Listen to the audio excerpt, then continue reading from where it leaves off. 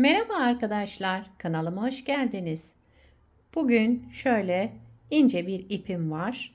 Bununla harika bir model başlayacağım. İpime uygun kullanacağım şiş 3 numara. Dilerseniz yapım aşamalarına geçelim. İlmeklerimizi alarak başlayalım. Bu şekilde şöyle ilmeklerimi çıkartıyorum. Ve bu modelde ilmek sayısı 2 ve 2'nin katları. Yani çift sayıda olması gerekiyor. Yapacağımız örgüye göre bu şekilde ilmeklerimizi ayarlayıp modelimizi tam denk getirerek kurabiliriz. Ben şöyle küçük bir parça anlatım yapacağım için az bir ilmek sayısına ihtiyacım var. 2, 4, 6, 8, 10, 12, 13, 15, 16. Toplamda 16 ilmeğim var. Şu anda şişimde 16 ilmeğimle modelimi anlatacağım.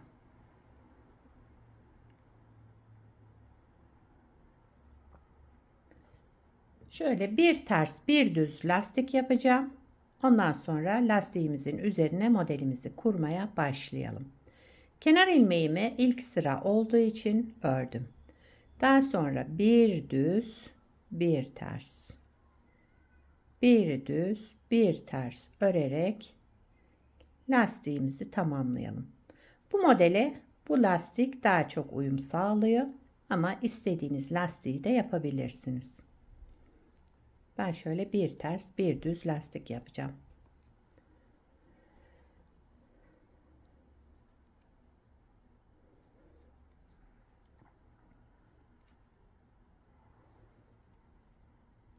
Evet.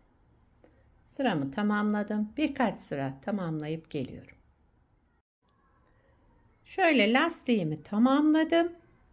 Şimdi örgümün birinci sıra ön yüzündeyim.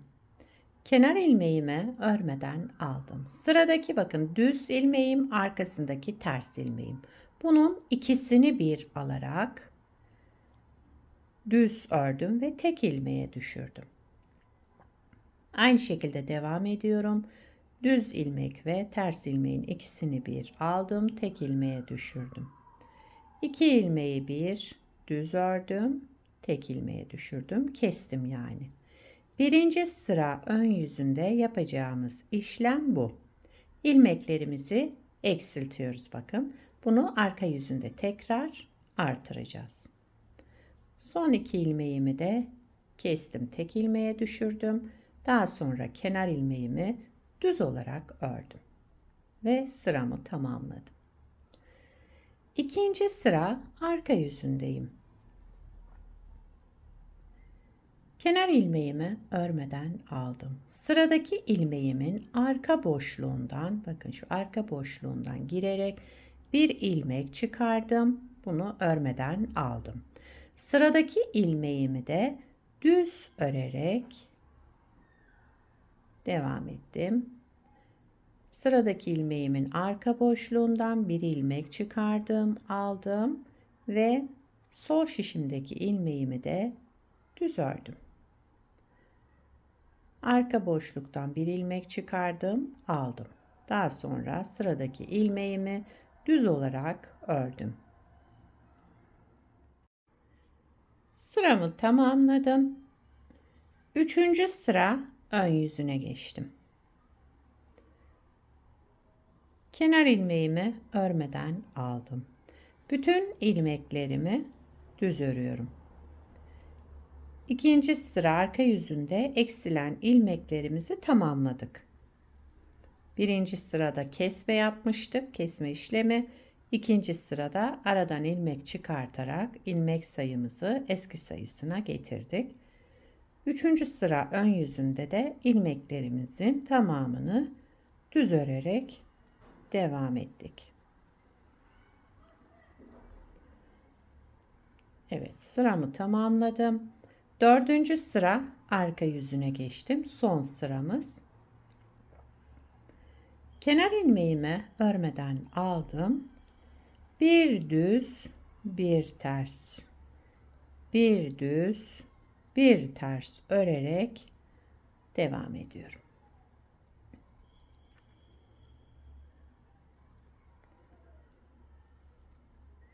Kenar ilmeğinden sonra düz ilmekle başladım. Daha sonra ters, düz, ters diye devam ettim.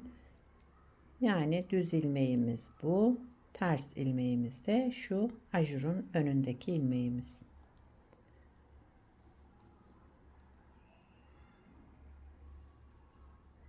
Son ilmeğimi de ters olarak ördüm. Daha sonra kenar ilmeğimi düz ördüm.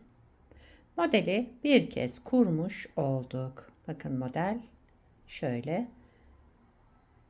Bir kez daha kuralım hemen. Modeli tekrar kuruyoruz.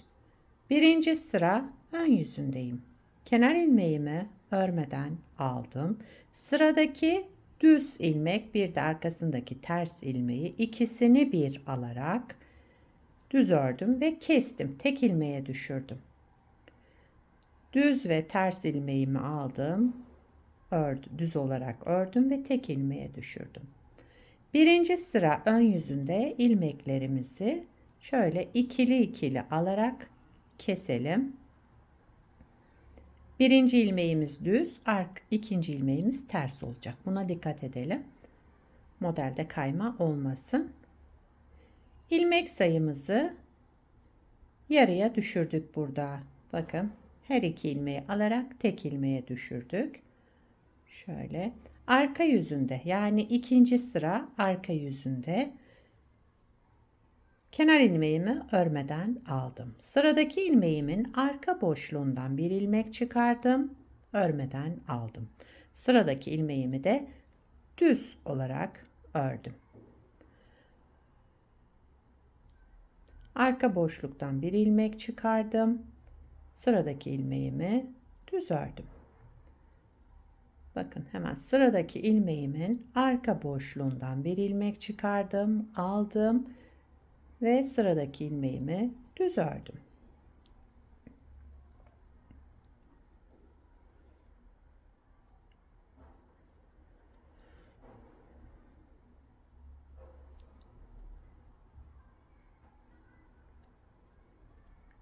Bu şekilde devam edelim. Her ilmeğimizin arka boşluğundan önce ilmek çıkartıp alalım. Daha sonra ilmeğimizi düz örelim. Ara boşluktan çıkardığımız ilmeği örmeden alıyoruz. Kenar ilmeğimi de düz olarak ördüm. İkinci sıramı tamamladım. Üçüncü sıra ön yüzündeyim. Kenar ilmeğimi örmeden aldım. Bütün ilmeklerimi düz örüyorum. Üçüncü sıra ön yüzünde farklı bir işlem yok. Sıra sonuna kadar ilmeklerimizi düz örerek devam edelim.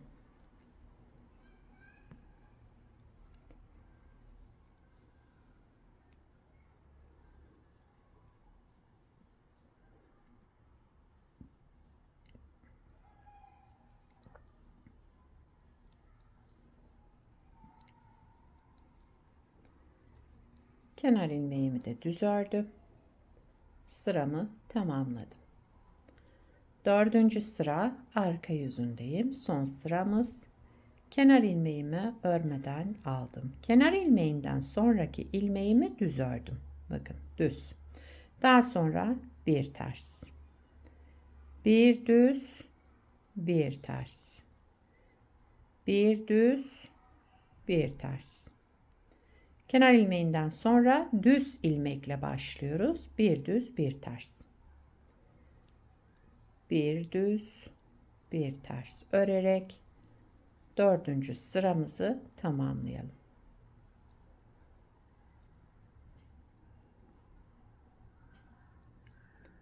Son ilmeğimi ters ördüm. Kenar ilmeğimi düz olarak ördüm. Modeli iki kez kurduk. Bakın model böyle devam edecek. Tabii şöyle az olduğu için çok bir şey göstermiyor. Bir de daha önce yapmış olduğum parçam var. Şöyle göstereyim. Modelin ilerlemiş hali de bu şekilde. Bunda da şöyle hazır lastik uyguladım. Bakın bu hazır lastikte daha düzgün oluyor. Bu hazır lastiğin yapımı kanalımda var. Bu lastiği yaparken arka yüzünde bir ters bir düz normal örüyoruz. Ön yüzünde düzleri örmeden alıp tersleri örüyoruz. Modelin ilerlemiş hali bu şekilde. Arka yüzü de şöyle. Gayet güzel. Şöyle kabarık kabarık bir görüntüsü var arka yüzünde. Her iki yüzü de kullanılabilecek güzel modellerden. Özellikle etol şal yapımında kullanırsanız bu modeli her iki yüzünü de kullanabilirsiniz. Evet. Bu modeli istediğiniz örgüde kullanabilirsiniz. Yelek olarak, hırka olarak, etol şal yapımında her türlü örgüde kullanabileceğiniz, yapımı da oldukça kolay ve güzel bir model. Sizler de nelerde kullanacaksınız bu modeli? Onları yorumlarda belirtirseniz sevinirim. Beni buraya kadar izlediyseniz bir beğeni yapmayı, yorum yapmayı, beni desteklemeyi unutmayın arkadaşlar. Şimdiden hepinize teşekkürler. Yapacak olanlara kolay gelsin. Bir sonraki videoda görüşmek üzere. Hoşça kalın.